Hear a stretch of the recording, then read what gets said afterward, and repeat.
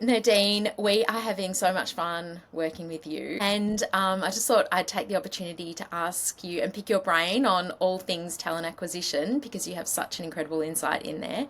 What are you hearing from talent acquisition leaders at the moment? The most common question we're getting is around efficiencies. So they're all being asked to do more with less. Not so much about cost cutting anymore. The last year we were seeing a lot of that, but it's all around smarter ways of working, AI, automation, changing the workflows to bring AI and automation in for those low level tasks. A lot of the TA leaders, though, just don't know where to start to get that done. So I was talking to a client the other day and he said, we don't have a capacity issue, we've got a prioritization issue. So that really struck me. I thought that kind of summed it up nicely. But another big thing that we're seeing is around TA having to prove their value to the business. And I think this is why Beamable is really resonating with some of our clients. It's around that ROI they can demonstrate to the business. It's not just enough for TA teams to fill jobs anymore. They're expected to deliver some impact to the business. I think TA has historically been seen as a service provider to the business.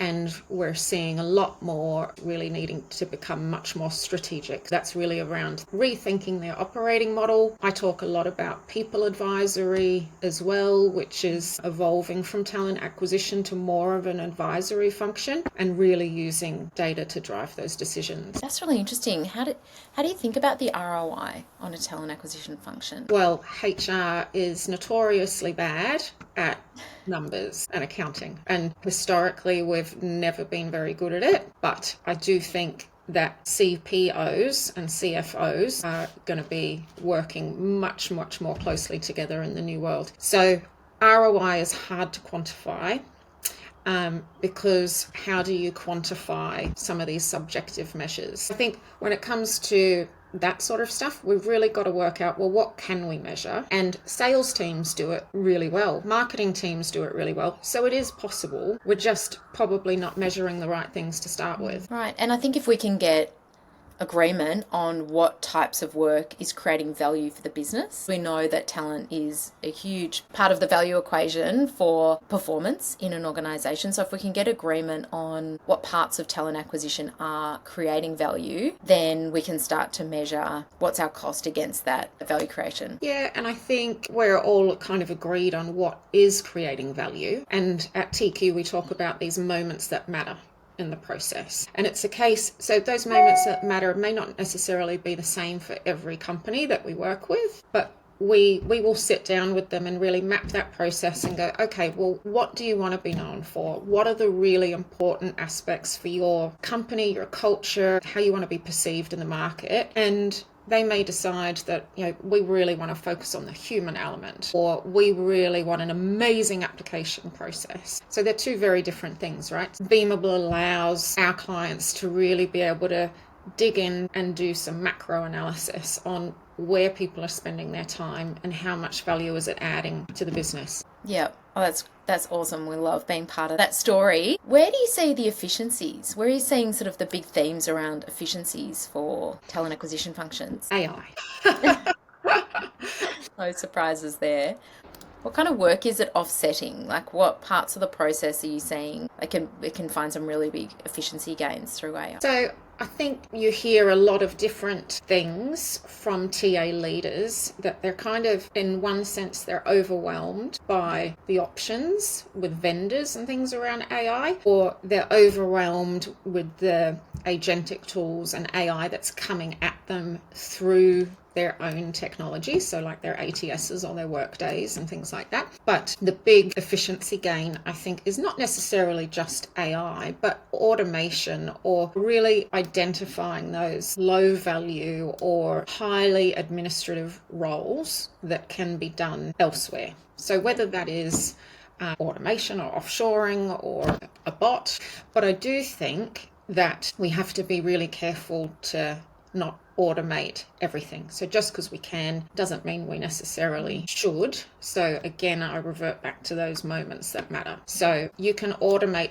an entire recruitment process if you wanted to, but it's not necessarily going to give candidates the best experience. I would say whilst AI is the topic on everyone's lips at the moment, it's also not right for everyone. Yeah, love it. Thanks. What kind of projects are you running at the moment with clients? All right, so what kind of projects are we running with clients at the moment? Look, the bulk of them are around redefining TA operating models. So how are the TA teams structured? What roles stay in-house? What can be outsourced? Or what can be automated?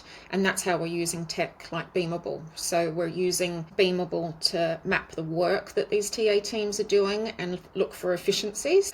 We're working with a client at the moment who we've gone through a process with them, time and motion and whatnot, and they've realised that they're spending around 40% on their time on things that just weren't driving positive hiring outcomes. Yeah. And that kind of insight is really a game changer for clients, right? So, and another key moment, I think, which I'll go back to our first question on, is around prioritising those human moments. As I said, we talk about these TQ moments that matter.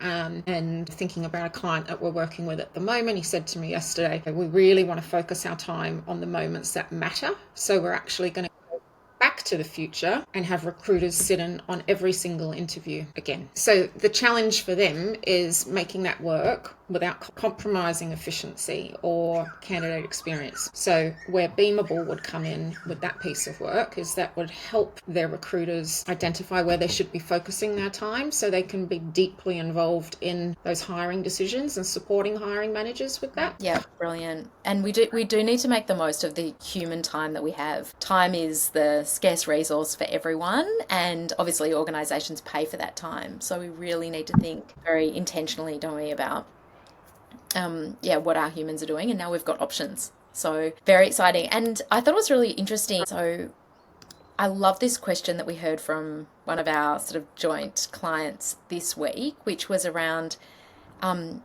everyone, leaders, has this capacity problem. But they said to their leadership team, is it really a capacity problem, or is it that people aren't focusing on the right things? So can you help us break that down a little bit? What does that mean, and what's your view on whether it's a capacity problem or a focus issue? Look, I would say every company is going to be different. There's no doubt there's some TA teams that are majorly under-resourced, but I would say a lot of the clients that we're talking to are saying it isn't just about headcount. We've done as much as we can do on headcount with the volumes that we're dealing with. It's about focus. I know of one client of ours who cut their time to fill by 30% just by shifting work away from their recruiters and automating the screening process.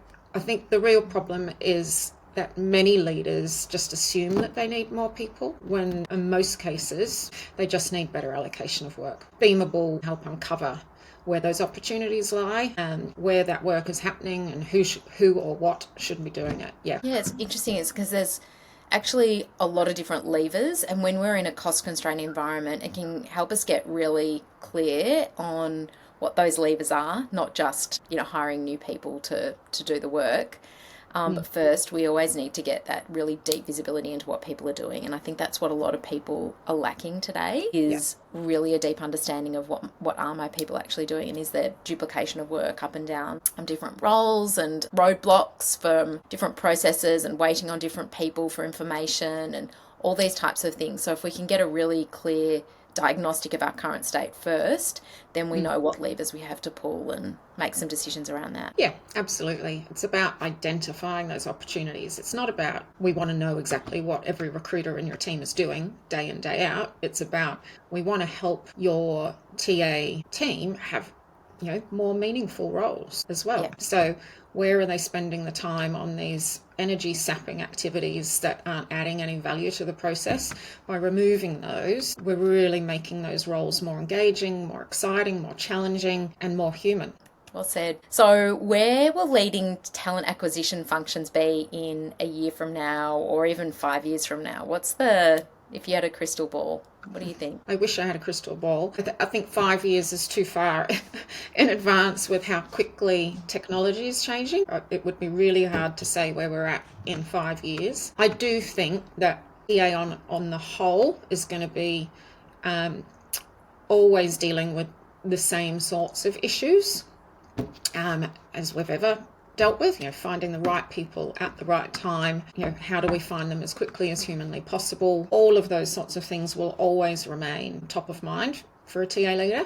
But I would say in the next 12 months, at least, it's going to be about how are we really fully leveraging the AI available to us to automate those low-level tasks or those admin-heavy tasks. So things like scheduling or screening or even elements of the sourcing process. I would like to think that in less than 5 years, TA will be much more aligned to the business strategy and much more heavily embedded in the workforce planning or demand forecasting for the future. I would also like to hope that they're utilising predictive analytics to shape hiring before the demand even hits. I do think the teams that don't evolve to more of an advisory function will get left behind in due course, but I think the future of TA is about getting ahead of demand. And it's interesting, isn't it? Because all the themes that we've been talking about for talent acquisition and how they can be optimised are actually things that they could be advising their own business on as well. So when they start to think about what are the hiring needs, what's the best way to think about how that work is done? Do we need a human? How are we thinking about our workforce composition? Lots of opportunity for TA. Yeah, I agree. I was talking to a client yesterday and we were talking about their talent acquisition operating model and how they want to go through this workforce optimization process with us and Beamable. And I kind of said to them, the problem statement that we're discussing is that you essentially have the same problem within the high volume business unit. So the end user of the service is having exactly the same problem as you. So we can do it on TA and that will help you, but it's not going to actually solve the revolving door of issues that you have in that business unit.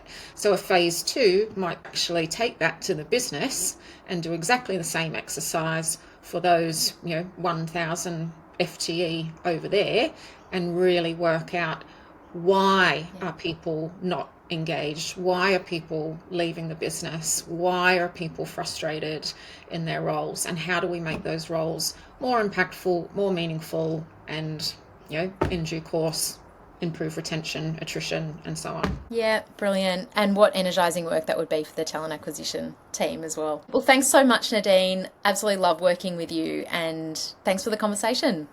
Awesome. Thanks, Steph. Okay, great. Thanks.